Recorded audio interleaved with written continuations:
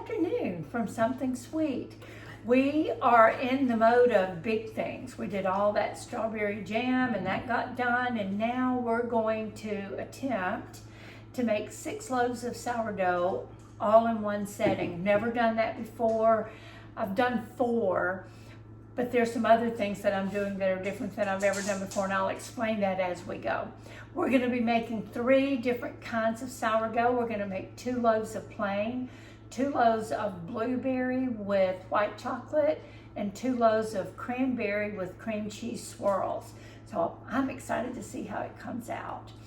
The other thing we're going to do today that we have not done before is something I read about this week, and I want to try it, and it's called autolyzing.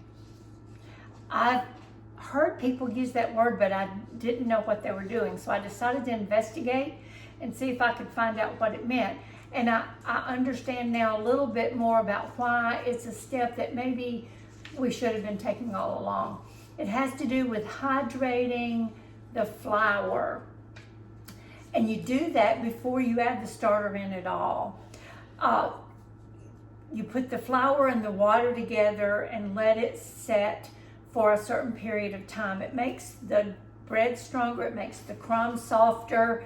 It does a lot of really nice things to sourdough loaves. So we will see how it works. This will be my first time doing it. Let me look at my notes for just a minute. It helps the dough come together faster and not be sticky.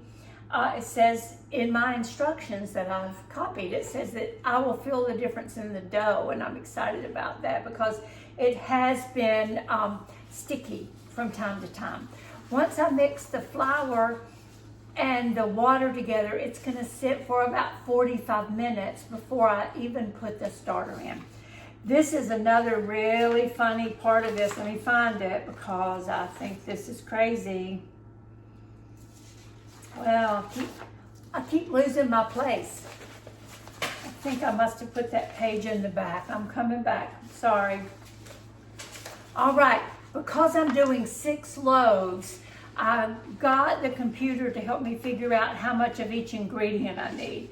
And I will need 4,500 grams of bread flour, 3,372 grams of water, 900 grams of active starter, and 90 grams of salt.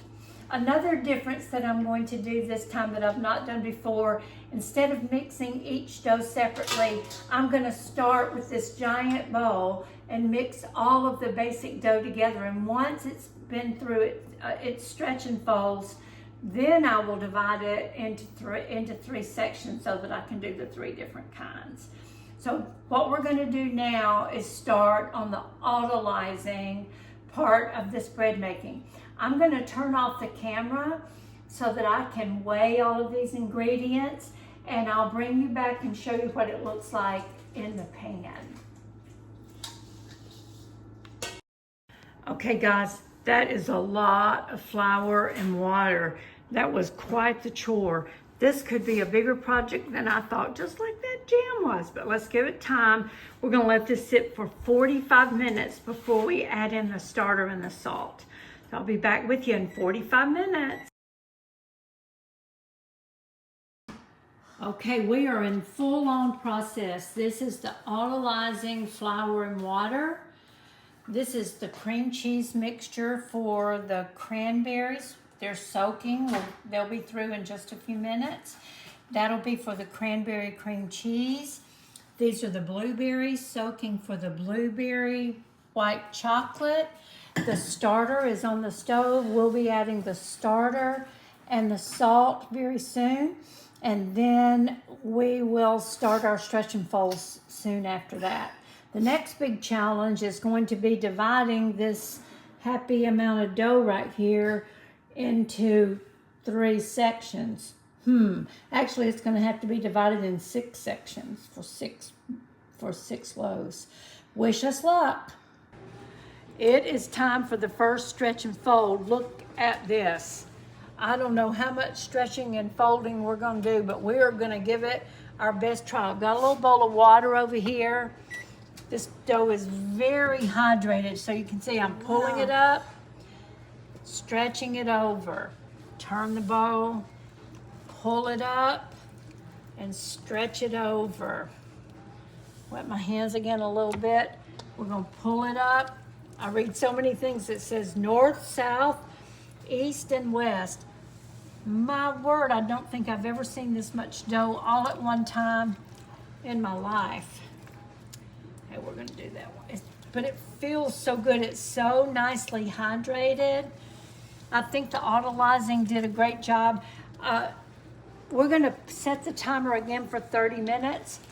At the end of that 30 minutes, we're gonna pull out 1,500 grams of this dough so that we can put the inclusions in for the blueberry white chocolate. And then we will leave the rest of it like it is. So we'll be back with you in 30 minutes. It is time for our second set of stretch and folds. I have pulled out 1,500 grams of dough because I'm gonna add the blueberries and white chocolate inclusion now. The cranberry cream cheese won't get added until later. So we're just about to do the second set of stretch and folds on the big dough. I'm gonna wet my fingers a little bit. We're gonna go north, south. This dough feels great. And there's so much of it, it's crazy. East and west. Look at that. Man, that is amazing. Just make sure I've got it all turned over. And we will put this to be ready for the next set of stretch and folds in 30 minutes, but we're going to come back in just a second. I'm going to show you how I'm going to add the blueberries and white chocolate.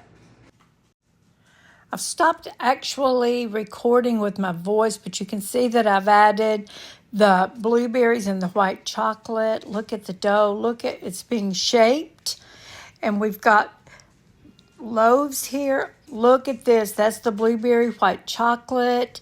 That's a plain loaf. Look how beautiful it is. Now we've got two loaves together, a plain and a blueberry chocolate. That's the crumb. It all turned out so well. I'm very happy.